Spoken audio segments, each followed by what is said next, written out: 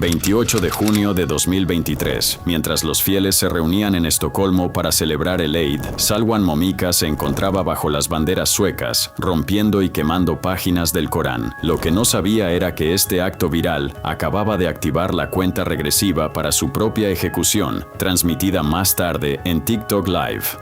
Aquí hay 6 ocasiones en las que se cometieron asesinatos en vivo.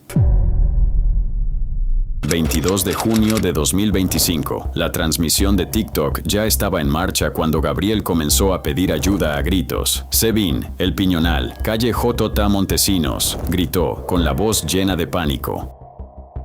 Fuera de cámara, los gritos de una mujer resonaron, los de su madre, seguidos de un frenético golpeteo en la puerta. Luego vinieron los disparos, 1, 2, y después una rápida ráfaga de disparos. Gabriel se quedó sin aliento. Me dispararon, me dispararon.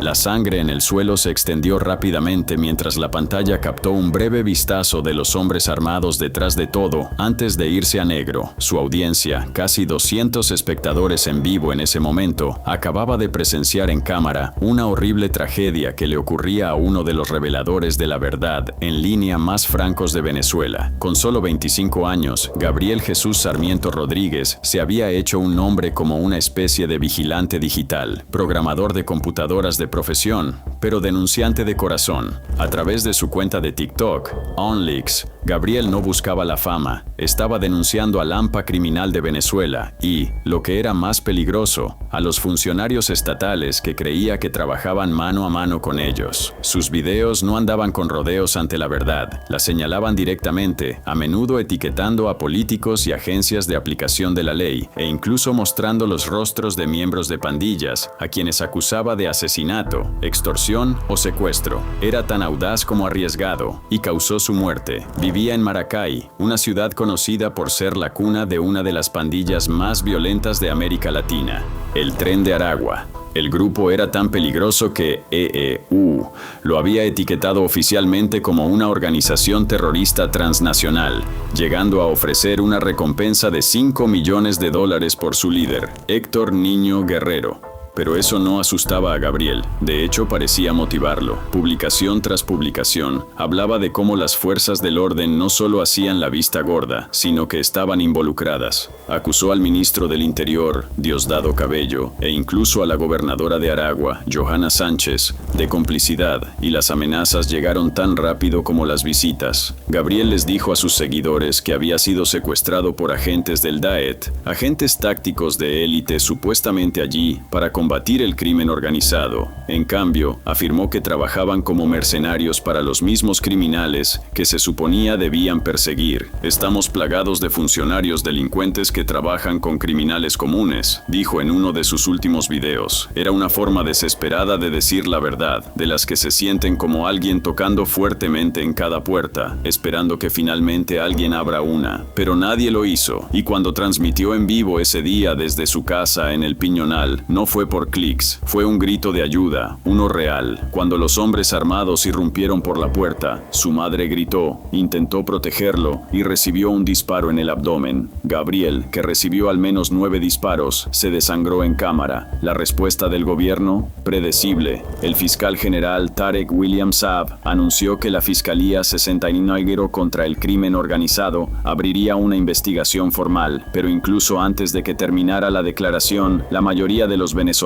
ya habían decidido que no llegaría a nada. Gabriel les había advertido muchas veces que las personas que lo querían muerto no solo usaban máscaras, usaban placas, y no fue solo en Venezuela. El asesinato de Gabriel fue parte de algo más grande y oscuro, una tendencia aterradora que recorre América Latina, donde los creadores de contenido que se atrevieron a desafiar a las pandillas, a los políticos o a ambos, estaban siendo asesinados en vivo, frente a sus seguidores. Una figura pública en Veracruz también corrió la misma suerte, y Gabriel lo había visto venir. En muchos de sus videos recientes, mencionó sentirse como un hombre muerto caminando. Dijo que las amenazas iban en aumento, incluso publicó su ubicación, casi como desafiando a alguien a demostrar que tenía razón, o tal vez esperando que alguien interviniera antes de que fuera demasiado tarde. No lo hicieron. Y ahora su cuenta, que superó los 120,000 seguidores tras su muerte, se ha convertido en un altar digital. Sus publicaciones finales están inundadas de desamor, rabia y preguntas. ¿Quién envió a los asesinos? ¿Fueron las pandillas? ¿Fue la policía? ¿Alguna vez existió realmente un límite entre alguno de ellos? A nivel mundial, su asesinato provocó indignación. Los medios de comunicación de todo el mundo se hicieron eco de la historia. Los activistas exigieron una investigación internacional. Nadie confiaba en que el gobierno venezolano se investigara a sí mismo. Y nadie creía que el Tren de Aragua hubiera sido realmente desmantelado, a pesar de las afirmaciones oficiales. Gabriel ciertamente no lo creía. Sus videos decían lo contrario. Y ahora también lo hace su sangre. Hasta el 26 de junio de 2025 no se habían realizado arrestos ni se habían presentado cargos. La transmisión en vivo que acabó con su vida se convirtió en el único registro verdadero de lo que sucedió ese día. Todo lo demás, como sus advertencias, su valentía y su lucha por ser escuchado, simplemente quedó enterrado bajo el mismo silencio que pasó su vida intentando romper. 28 de abril de 2025, alrededor de las 6:30 p.m., Jabari Johnson estaba haciendo lo que siempre hacía, hacer reír a la gente. Con su teléfono apoyado y miles de personas conectadas a su TikTok Live, lució esa sonrisa familiar, bromeó juguetonamente con otro creador en una batalla y llenó la pantalla con el tipo de energía magnética que le había valido casi 1 millón de seguidores. Pero lo que ninguno de ellos esperaba era lo repentinamente que cambiaría todo. De la nada, un hombre enmascarado vestido de negro se le acercó por detrás. El ambiente ni siquiera tuvo tiempo de cambiar. Se levantó un arma, resonaron disparos. Jabari se desplomó a mitad de una risa y la pantalla captó sus momentos finales en tiempo real. Jabari no era solo una personalidad de TikTok, era Baba Skeng, un nombre conocido en casi todos los hogares jamaicanos con un teléfono inteligente. Nacido alrededor del año 2000, creció rodeado de música y cultura. Su padre, el artista de reggae Ja Mason, había dejado su huella en los 90 con éxitos como My Princess Gone y Love is Amazing. Pero Jabari no solo seguía sus pasos, sino que estaba forjando su propio camino digital. Ya fuera como comediante, artista o simplemente como una vibrante presencia en línea, Baba Skeng traía alegría. Sus videos, llenos de expresiones animadas, humor agudo y esa inconfundible energía de Kingston, eran auténticos, cercanos y profundamente jamaicanos. Para 2025, tenía más de 1 millón de seguidores en TikTok y casi medio millón más en Instagram. Pero lo que realmente importaba era la conexión. La gente no solo lo veía, sentían que lo conocían. Es por eso que su muerte dolió tanto. En un momento, estaba en vivo en línea. Al siguiente, yacía boca abajo en Red Hills Road, sin vida, mientras los transeúntes gritaban y el atacante se alejaba con calma. El ataque fue brutal. El tirador, enmascarado y sosteniendo el arma con la mano izquierda, disparó lo que algunos testigos dicen que fueron casi 15 rondas a quemarropa. Jabari recibió disparos en la cabeza y en la parte superior del cuerpo, y así, una de las estrellas digitales más brillantes de Jamaica había desaparecido. Mientras era declarado muerto en el lugar, el mundo a su alrededor solo podía mirar y preguntarse por qué. A medida que el video circulaba, el impacto se convirtió en dolor. Los comentarios se desbordaron. No, Baba, no. Esto no puede ser real. Y tal vez el más doloroso de todos. Lo estaba viendo en vivo. Sus fanáticos no eran solo espectadores, eran testigos, y el trauma se extendió con cada reproducción. La policía de la división St. Andrew North inició una investigación, pero al final de la semana no había arrestos. Sin sospechosos, solo silencio. Los murmullos sobre la participación de pandillas comenzaron a circular. La gente hablaba del escalamiento de peleas en línea y de si la fama en TikTok estaba comenzando a tener un precio mortal en lugares como Jamaica. Y Jabari no fue el primero. De hecho, fue el cuarto TikToker jamaicano asesinado en menos de un año. Se estaba convirtiendo en un patrón aterrador. Uno en el que la fama, las etiquetas de ubicación y unos pocos momentos virales podían convertirte en un objetivo. Para la familia de Jabari, el dolor era incalculable. Su padre, Ja Mason, confirmó su muerte, pero estaba demasiado desconsolado para hablar públicamente. Fanáticos, compañeros creadores de contenido e incluso artistas publicaron homenajes. Algunos compartieron sus videos antiguos, otros escribieron emotivas palabras sobre cómo su contenido los ayudó a superar días difíciles.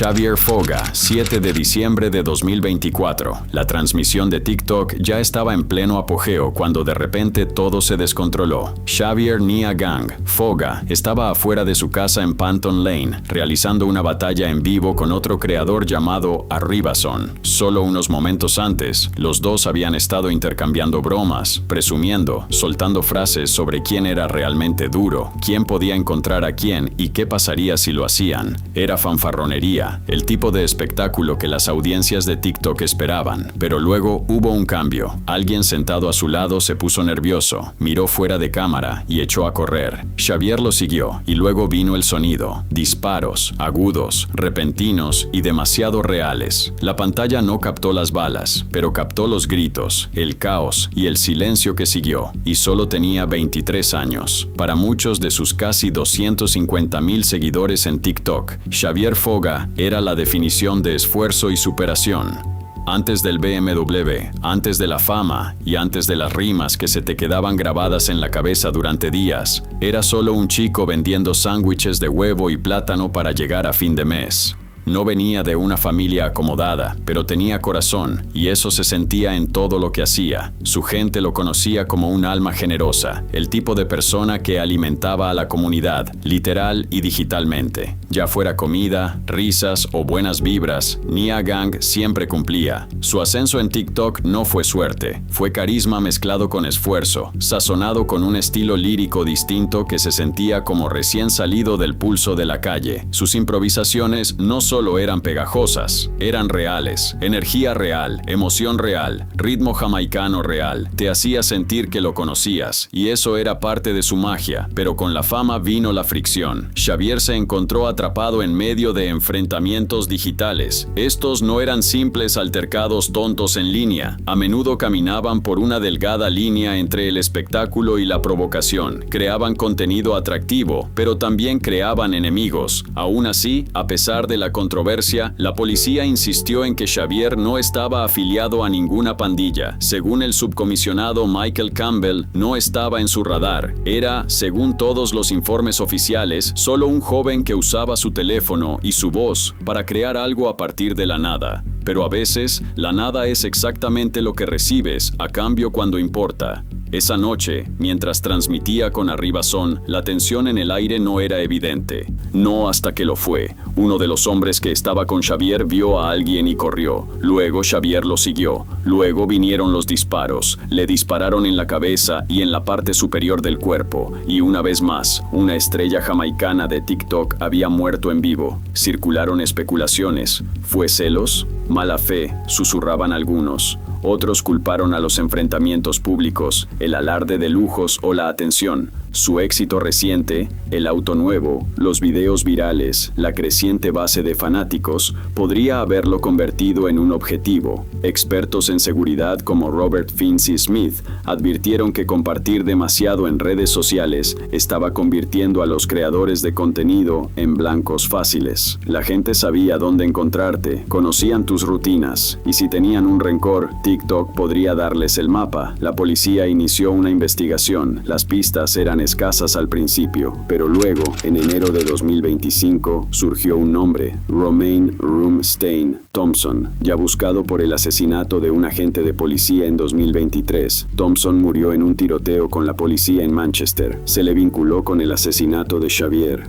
Y así, el presunto tirador también estaba muerto, pero el dolor no murió. Una comunidad estuvo de luto. Los fanáticos realizaron vigilias. Incluso Nicki Minaj se conectó, regalando un león virtual de $400 a la madre de Xavier durante un homenaje en vivo en TikTok.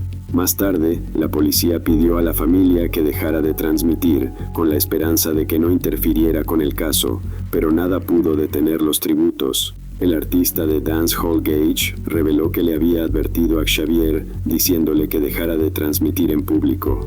«Chico, ten cuidado», le había dicho, pero ya era demasiado tarde. Un GoFundMe creado por la cuñada de Xavier recaudó dinero para su funeral y para su hija de 4 años, Renia. porque mientras el resto del mundo perdió a un artista, una niña pequeña perdió a su padre. La voz de Nia Gang puede haber desaparecido, pero los ecos están en todas partes, en los teléfonos, en los estilos libres y en el silencio desgarrador que ahora se cierne sobre su última transmisión en vivo.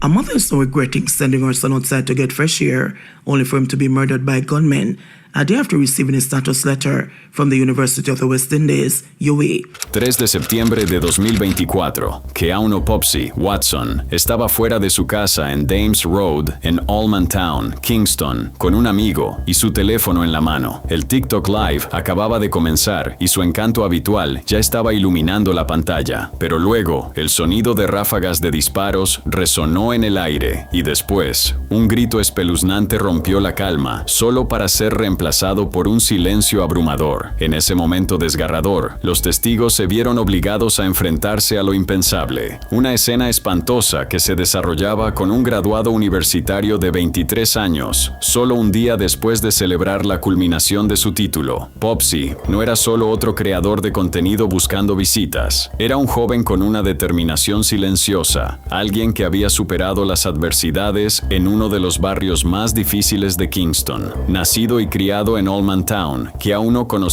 de cerca las dificultades, pero también conocía la ambición, que llevaba como un distintivo de honor, especialmente por su madre, Sandra Blair, quien lo llamaba su vida y latido de corazón. Su vínculo era más que cercano, era espiritual. Él le contaba todo, especialmente sobre el peso que llevaba como el primero de su familia en ir a la universidad. Cuando finalmente recibió la confirmación de la Universidad de las Indias Occidentales, UWI, de que había cumplido con todos los requisitos para su título, le envió una captura de pantalla y le dijo: «Mami, finalmente terminé con la UWI, puedo tener paz mental». Ella no sabía que sería el último logro que compartiría. Estudió relaciones internacionales y psicología, equilibrando el trabajo y las duras realidades de la vida en el centro de la ciudad. Cada victoria tenía un costo, pero él siguió adelante, en silencio, con propósito, soñando con una vida más segura, más allá de las sirenas y las balas perdidas de Allman Town. En línea era Popsy. Su personalidad de TikTok era animada y magnética, siempre haciendo bromas o compartiendo momentos cotidianos. Los expertos en seguridad llevaban meses dando la alarma. Los creadores de contenido estaban transmitiendo demasiado, revelando sus ubicaciones, sus hábitos y sus vulnerabilidades. Era un autohackeo digital, advertían. Pero para Keanu, las redes sociales no se trataban de presumir, se trataban de conectar. Pero desafortunadamente, alguien más lo vio de manera diferente. Alrededor de las 7:45 p.m. de esa noche, mientras el TikTok Live continuaba, unos hombres armados se acercaron. No hubo intercambio de palabras, no hubo oportunidad de correr. Los disparos estallaron a mitad de la transmisión. Keanu se desplomó. Su amigo a su lado también recibió un disparo, pero sobrevivió. La transmisión en vivo captó el pánico, los gritos y las secuelas. Sandra quedó destrozada. Ni siquiera había dejado de celebrar el título de su hijo antes de estar planeando su funeral. Popsy no era solo mi hijo, él era mi corazón, dijo a The Jamaica Star. El dolor no era solo suyo, se extendió por toda la comunidad. Amigos, vecinos, profesores e incluso compañeros creadores de contenido compartieron su conmoción. Keanu no era un problemático, no estaba involucrado en pandillas y ni siquiera estaba en el radar de la policía. Era solo un joven con sueños, un título y un teléfono en la mano. La policía no ha realizado ningún arresto en el caso de Keanu, pero las teorías abundan. Algunas señalan disputas locales, otras al peligro creciente de alardear del éxito en una comunidad donde la envidia puede ser mortal. Una cosa es segura, lo que sea que mató a Popsy no fue solo una bala, fue un sistema, un ciclo, una cultura que devora a sus mejores y más brillantes elementos antes de que tengan la oportunidad de brillar. Estaba programado para recoger su certificado de título solo un día después del tiroteo, la prueba de que lo había logrado, académica, emocional y simbólicamente. Ese certificado habría sido el comienzo de una nueva vida. Ahora permanece como un recordatorio sepulcral de lo que podría haber sido. Keanu Watson dejó atrás no solo a una familia y una comunidad, publicidad, sino una advertencia. En la era de las transmisiones en vivo y los me gusta, el costo de la visibilidad nunca ha sido tan alto. Y a veces, incluso hacer todo bien, estudiar, trabajar, aportar a la comunidad, no es suficiente para escapar de la violencia que espera justo al otro lado de la pantalla. Damn about that, fool. Esta es la única parte que podemos mostrarte, ya que el resto es demasiado cruento para que lo veas. 8 de julio de 2021. El Instagram Live apenas había comenzado. Serail Indian Red Boy Rivera sonreía mientras se reclinaba en el asiento delantero de su Audi rojo, charlando de manera informal con su amigo Capone. La transmisión se sentía como cualquier otro día en Hawthorne, California, pero luego Rivera giró levemente la cabeza, con un chispazo de reconocimiento en sus ojos, y en cuestión de segundos, los disparos rompieron el silencio. 12 disparos. Su sonrisa desapareció. «Busquen ayuda», alcanzó a decir, apenas audible. «Estoy en Hawthorne». Luego, el teléfono se resbaló. La transmisión en vivo se cortó. Y así, sin más, se había ido. Tenía solo 21 años. Serail siempre había sido más que un chico que nació en Inglewood, California, y creció principalmente en Long Beach. Para su familia, era el niño que jugaba al baloncesto en Jordan High, a quien le gustaban los videojuegos, las zapatillas deportivas y pasar tiempo con sus hermanos menores. Era divertido, gracioso, en realidad. El tipo de persona que podía elevar la energía de una habitación sin intentarlo. Su tía, Jazmín Rivera, dijo que él tenía eso, esa luz.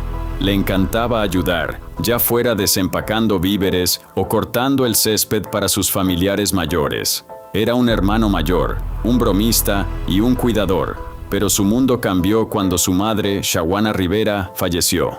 Ella no era solo su madre, era su ancla y su mejor amiga. Después de que ella murió, algo en Serail cambió.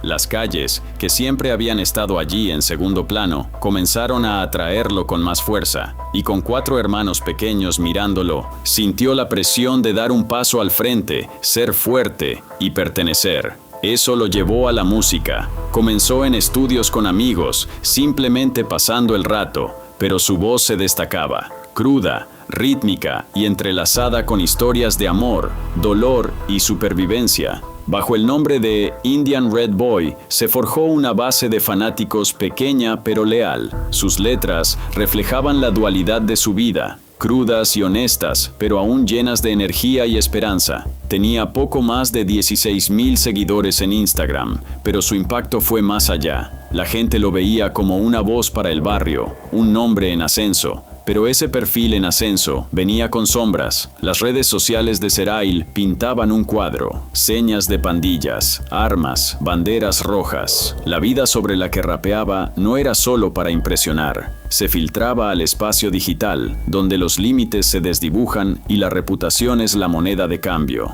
Algunos dijeron que alguna vez había sido parte de los Hollywood Pirus, una conocida facción de los Bloods. Otros afirmaron que había cambiado de bando tras una pelea con un amigo por una mujer. Sea cierto o no, lo que es seguro es que se encontró en la mira de un mundo donde las lealtades cambiantes pueden hacer que te maten. Y estaba el rumor, el que explotó tras su muerte, que le había faltado el respeto al fallecido Nipsey Hussle al vandalizar un mural. La afirmación se extendió como la pólvora, pero algunos allegados dijeron que no era verdad. Otros susurraban que no tenía nada que ver con eso, y todo que ver con una traición, política de pandillas, celos o un rencor personal. La policía de Hawthorne lo llamó un tiroteo a pie. No fue aleatorio y ciertamente no fue accidental. Alguien fue específicamente a buscarlo, y no fallaron.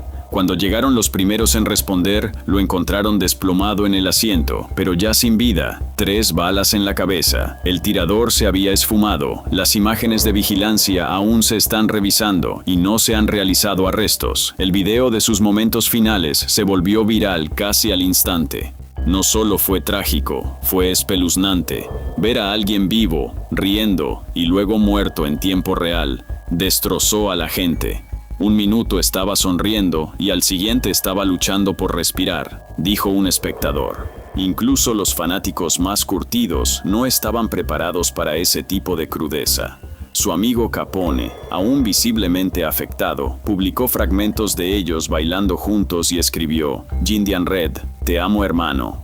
El dolor fue enorme. Amigos, fanáticos y familiares inundaron las secciones de comentarios con incredulidad y amor. Jasmine Clark, una familiar, inició un GoFundMe para ayudar a cubrir los gastos del funeral. El rapero The Game intervino con una donación de $5,000. Las calles de Inglewood y Long Beach zumbaban con conversaciones sobre lealtad, violencia y el precio de la visibilidad. Algunos lo recordaban por su música, otros por su humor. Algunos simplemente no podían creer lo rápido que sucedió todo. La historia de Serail no es limpia, no es una narrativa empaquetada con el arco de un héroe. Es caótica, complicada y profundamente humana. Era un joven que intentaba navegar por el duelo, el legado y la identidad. Un chico que recurrió a la música como terapia, a la familia como fuerza y a las calles en busca de pertenencia. Al final, todos esos mundos chocaron de la manera más brutal posible. Y ahora, todo lo que queda son recuerdos. Una cuenta de Instagram en silencio y el eco desgarrador de 12 disparos en una tarde de verano.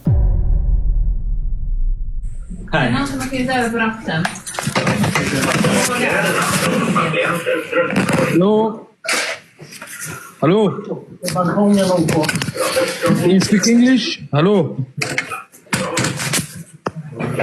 29 de enero de 2025. La pantalla estaba en vivo, la habitación tenuesmente iluminada y Salwan Momika estaba a mitad de una frase, desahogándose en su teléfono como lo había hecho una docena de veces antes. Pero esta vez algo andaba mal. Hubo un ruido tenue en el fondo, luego un destello de movimiento.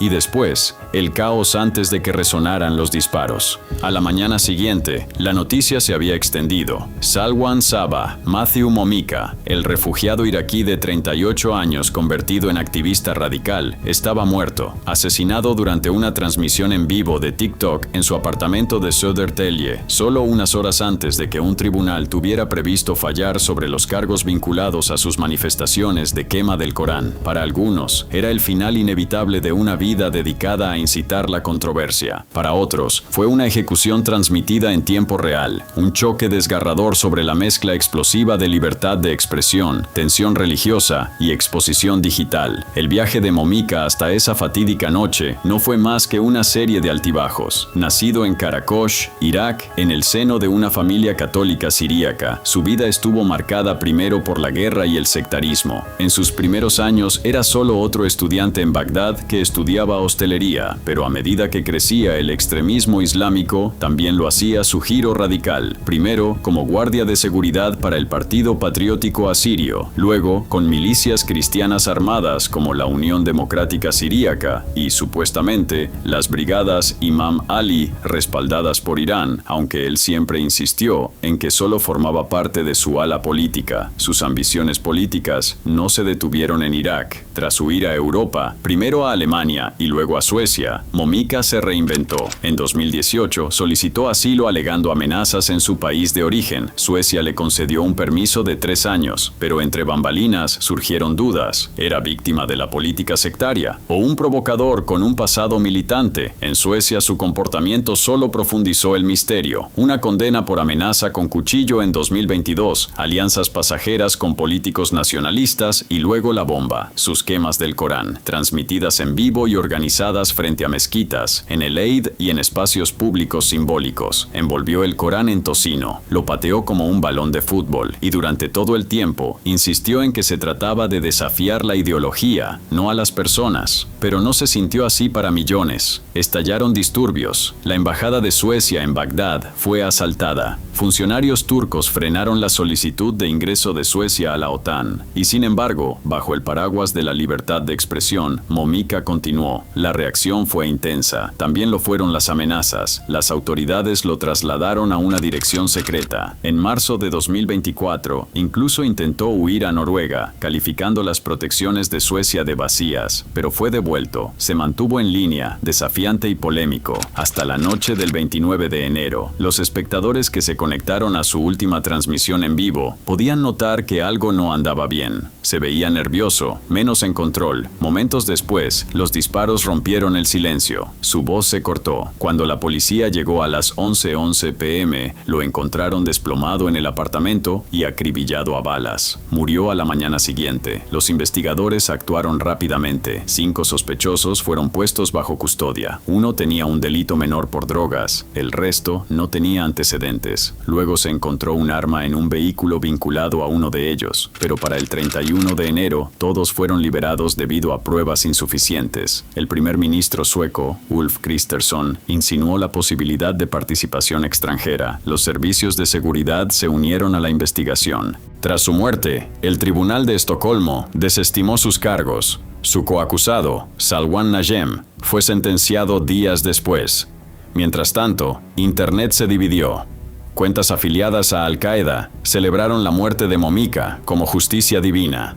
Otros, incluidos conservadores de la UE, lo denunciaron como un ataque a las libertades occidentales. En Suecia, la comunidad musulmana pidió paz en su mayoría. Algunos incluso recitaron versos del Corán en los lugares de protesta, negándose a responder a la provocación con odio. Y sin embargo, la incomodidad permaneció. Momika no era solo un símbolo, era un hombre con un pasado que pocos entendían por completo, un presente lleno de furia y un futuro que terminó en derramamiento de sangre. ¿Fue un mártir de la libertad de expresión? ¿Un troleo calculado? ¿Un hombre perseguido por los fantasmas de la militancia? Lo que queda claro es esto: su vida y su muerte obligaron a Suecia y al mundo a enfrentarse a los límites de la tolerancia, el costo de la provocación y la velocidad aterradora a la que el conflicto puede saltar de la pantalla a la calle. En esa noche de enero, TikTok no solo transmitió indignación, transmitió un asesinato, y todos lo vieron.